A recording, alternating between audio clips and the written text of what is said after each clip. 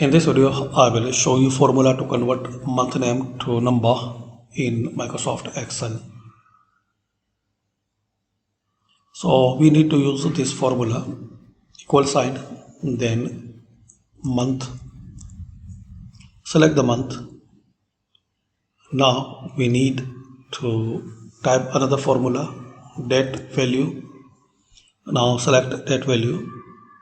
Now here select month. In our case it's A2. Now end and enter the serial number 1, then closing bracket, again closing bracket.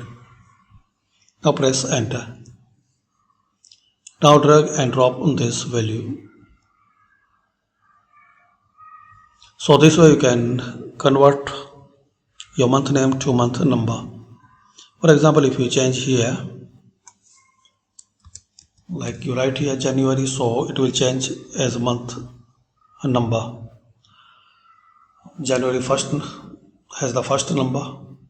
Same here in the December you write any another like Feb.